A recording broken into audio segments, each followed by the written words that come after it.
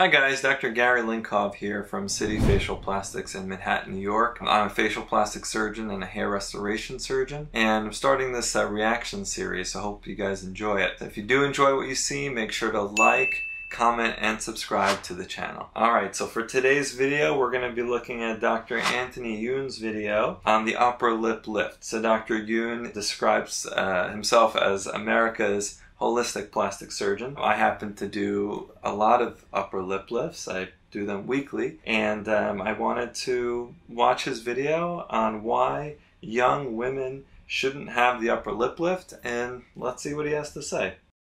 Today I'm going to talk with you all about why young women especially should avoid the upper lip lift. Now, the lip lift is a surgery that has become very popular on social media recently. There are plastic surgeons, dermatologists, and other doctors performing the lip lift on patients, and a lot of them are younger. And this is a horrible idea. Alright, so we'll have to see why he thinks this is a horrible idea. It is true that more and more women, especially younger, are interested in the lip lift. However, there are women and men of all ages that are interested in the lip lift. And there's a reason for this shift towards the popularity of the lip lift surgery. We'll see if he gets into that. And I'll explain why in this video. So, contrary to popular opinion, the lip lift is not a new procedure. This was a surgery that was designed and it was demonstrated as early as the 1980s or 1990s. I heard about this operation back in 2003, and at that time it had already been around for a long time. This is true. So the surgery was described in the 1980s. If you go to City Facial Plastics and you look for the lip lift page, you'll actually see the whole timeline, the history of the procedure that I've listed out there. It doesn't really get into why it's become so popular.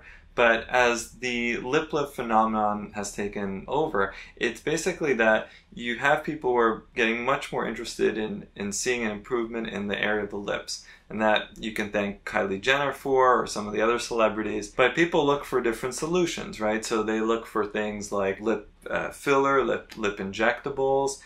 There's a lip flip procedure with Botox. There's different things you can do to your lips to make them bigger, prettier, more enhanced. But they're all temporary, and they each have their own drawbacks. And so the lip lift is yet another option for people who are considering lip augmentation. So there are some disadvantages to the lip lift, and scarring is at the top of the list. But in my opinion, that's not a reason to not consider the procedure at all. Mainly also because the other procedures that are injectables, for example, have disadvantages. So we can go through that just briefly before we continue this video. So if you want to do something like Botox, which is the lip flip procedure for the lip, first of all, it's a little painful. It's done in the office. It doesn't take too long. But the biggest problem with it is that it only lasts for 3 months and you have to repeat the procedure. And the other issue is that you're not going to get much of a lift. So that's the lip flip. You can do lip injectables. So filler is done for that, and we know that there are different fillers that can be used. But the biggest problem with filler is that over time, you develop some scarring in the lip. No one wants to talk about that. But as much as you can get scarring with a lip lift, you can also get scarring that builds up in the fragile, sort of sensitive area of the red lip, and people get this kind of permanent duck lip appearance over years. We're talking about 5-10 years. So I see that in my practice, and people then want to return to a more natural appearance. So that's one of the reasons why we do the lip lift. The other problem is that you need to keep getting filler over and over and over again, unless you get a more permanent type of filler such as silicone, but that carries a lot of other problems such as migration, nodule formation. There are other things for the lips you can do, such as thread lifting, you can do plasma pen. All those things don't really work for any considerable period of time. There are also other surgeries for the lips. There are V to Y advancement surgeries that are done kind of on the inside of the lip. There's corner lip lifts. There are all types of different other surgical solutions. But there's a reason why the bullhorn lip lift is now the most common type. It's because it works, and it does leave behind some scarring. But it is also a great solution for many, many people. To show you exactly how a lip lift works. This is a sheet of paper that diagrammed out the lip lift for me when I was learning back in 2003. And you can see this page was typed on an old-fashioned typewriter. Before surgery, this is how somebody looks. What you do with the upper lip lift is you literally excise the skin at the base of the nose, and it has the shape of what we call a bullhorn. By excising the skin at the base of the nose, you then shorten the distance from the lip to the nose, creating a lifting effect of the lip. But the negative is you get this scar. So Dr. Youn's absolutely right. This is the bullhorn approach. That area underneath the nose is removed and then we suture it up. However, things have changed since the 1980s. Our techniques have become more advanced. So myself and other lip lift surgeons around the country and around the world use modern day surgical techniques to minimize the risk of a bad scar. And that includes something called undermining, where you separate the muscle from the skin in the area that's remaining after you remove that bullhorn segment. What that does is that it reduces tension on the actual wound closure. And that's a really important point. So that's one advance that we've come to as a society of doctors since the 1980s, which is not mentioned so far, at least in this video. The other thing is that there is something called methylene blue, which I use, and that's a skin marker that is basically a very temporary tattoo that lasts about 24 hours. And I use it so that at the end of the procedure I can perfectly align the area that needs to be lifted up to the base of the nose. And that's something that no one really did before. And also the types of sutures that are used and the techniques for suturing have also been advanced. So we're not stuck in doing things exactly how we used to do it in the 1980s. And so those are some of the surgical advancements. And we also have post-operative types of skin resurfacing that are new that were never available, such as lasers, dermabrasion. You can do microneedling with radio frequencies, such as the Morpheus machine or the Profound machine. All those things let you manage the actual scar after this procedure. So it's not, the worst thing in the world when you are left with a scar. There are things you can do to make it better. Okay, so let me show you on a bigger diagram here. So if this is a person's lips, and the distance then from the nose to the lip is too long, what can you do? Well, ideally you can enhance the lips by using filler, or you can perform this lip lift surgery. So again, we talked about some of the drawbacks of lip filler. It's not without its problems. One thing we haven't mentioned is that with filler, you can get a really big problem such as a vascular occlusion, which is the goo that you put in, the actual filler can get into an artery. There are arteries all over our face, and even in the best of hands, you can get it into a little artery. You can block up some of the blood supply, and that can be a big problem, and you have to then quickly reverse that effect, or else you run the risk of losing some skin. You can also, theoretically, and it's been reported before, get an injury such as even blindness, which is very, very, very rare, but it can happen from any injection on the face. Surgery doesn't carry that risk. So when balancing the pros and cons and the risks and benefits of non-surgical and surgical methods, I always tell people that there's, good and bad on both sides. So it's not that fillers are good and lip lift is bad. It's that you really need to sit down and weigh the options for an individual and see what might work best for them. The doctor literally makes a cut underneath the nose, and it has the shape of what we call a bullhorn, or kind of like a mustache type of a shape. That skin is then removed and pulled up. Again, it's not just removed and pulled up. In modern day lip lift surgery, whether you want to explore the modified lip lift approach from one of my colleagues, or my method that I call the L-lift. These are modern approaches that are more advanced than the way that lip lifts used to be done, that help minimize the risk of scarring. And by doing that, once again, you shorten then the distance from your nose to your upper lip. And this can cause the lip then to also evert and to make it look more youthful. The problem with this operation... So that's only some of the advantages of the lip lift. Yes, you're going to shorten the philtrum. Yes, you're going to increase the size of the upper red lip, but there are also other advantages. So one of the other big advantages is that you get more tooth show. And it sounds like a minor point, right? But if you look at all like the magazines, all the celebrities, what pictures are showing us as signs of beauty is that a lot of these people, men and women, have some of their upper teeth showing. So when they open up their mouth, there's a sensuality to it. There's a youthfulness to it. And no lip filler in the world is going to bring out your upper teeth. If anything, it's going to put weight on the upper lip and bring it down. So that's one of the advantages of the lip lift, is that you can evert that upper lip and expose some upper teeth. Is cutting this skin out creates a permanent scar, and that scar can be very, very visible. Now, when I started doing this operation back in 2003, we performed this operation on people who were in their 60s and their 70s.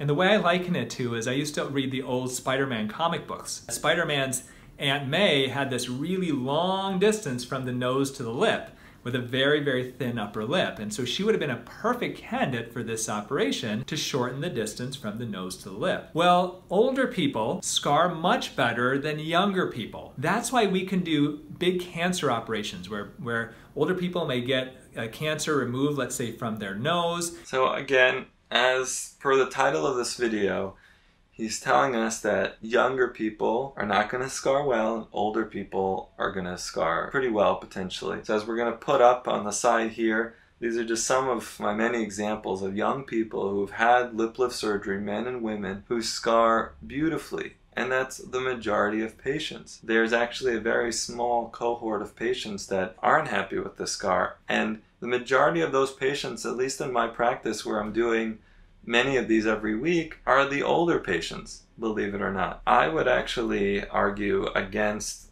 some of these points. Now, in general, sure, older people have more wrinkles, more areas where you can hide scar, and that's true. But younger patients, I find, do great with this surgery. So it's not something they need to be afraid of. Yes, you need to realize that you will have a scar, but how perceptible will it be? Most of the time, not too perceptible. And if it is perceptible, well, then you can revise the scar surgically, or you can do any one of those non-surgical resurfacing techniques that we talked about. So those are all really important things to consider when people are, again, trying to see what's the best way for me to get better looking lips in a safe way. From the forehead, move it down to the nose, let that heal in place, and what would, in somebody who's in their 20s or 30s, look absolutely terrible, in somebody who's in their 60s and 70s, quite often it heals real nicely. Well, that's why an upper lip lift in somebody who's in their 60s or 70s is not a bad surgery, because usually that scar heals well and you can't see it that well. But the problem is this operation is being encouraged to be done on people who are in their 20s and their 30s. Well, people in their 20s and 30s, the collagen in their skin is very vibrant. So let's also remember that there are many other procedures that people are getting when they're younger.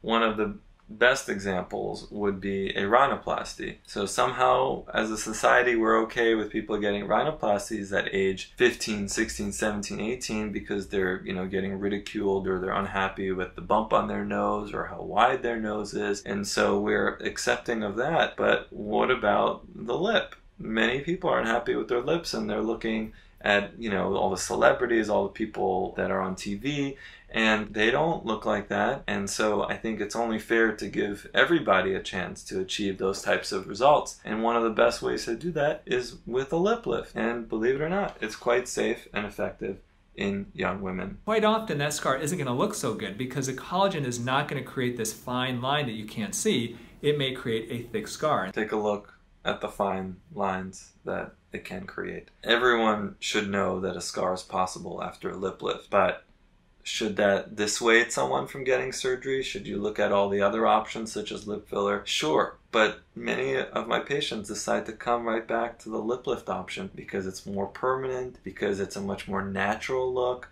doesn't give you the duck lips, it does the shortening that other things don't do, it exposes the upper teeth, and it's just a better procedure than a lot of other things that are out there. That scar is going to be right here at the base of your nose.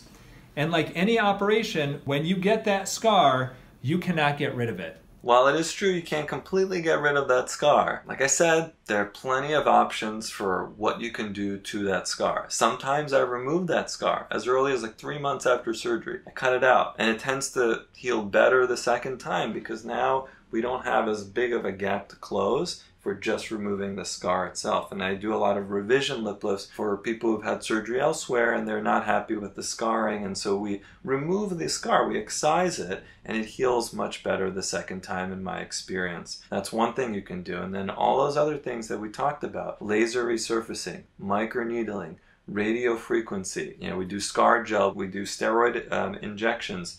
There's lots of things that can be done. So it's not that you had surgery, you have a scar, maybe in the past, maybe in the 80s, that was all that was available. But it's 2020. There are other options. So if you're in your 20s, if you're in your 30s, and your doctor's recommending a lip lift for you, you really want to look at the before and after photographs. You want to make sure there's no makeup being used in those photos, that there's no trickery with the light, because in my practice, I would never perform that operation on somebody that young. The scar is going to be way too visible, and risk of it looking thick, and God forbid you get a keloid down here. Okay, so the youngest patient in my practice for a lip lift has been 18, and the oldest has been 74. Men and women, transgender patients, there are many, many potential candidates for this surgery, and the overwhelming majority have been happy and content with their results and recommended it to other people. So in terms of the keloid, there actually are no reported cases in the literature and all of what's available out there for anyone to look at in terms of patients that have come before around the world of a keloid in that area.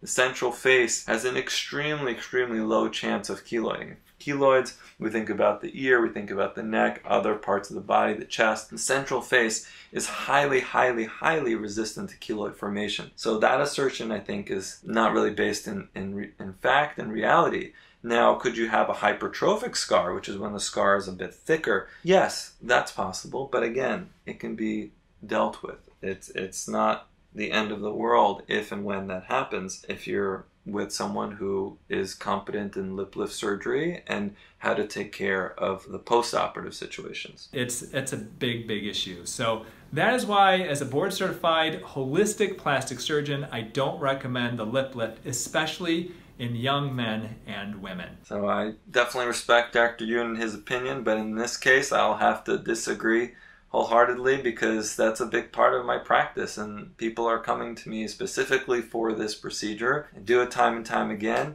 I just wrote a book chapter on it that I'd be happy to send to Dr. Youn and many other people. Just trying to get the word out that it's overall very safe and effective procedure, the very high satisfaction rate, and I think it's something that should be considered for young men and women who are truly bothered by the upper lip and the whole kind of lower half of their face and are looking for ways of improving it so that they feel more confident and just happier when they look in the mirror. So once again, Dr. Gary Linkov here, City Facial Plastics in Manhattan, New York. Please like the video, subscribe to my channel, and comment below, and many more of these videos to come. Thanks.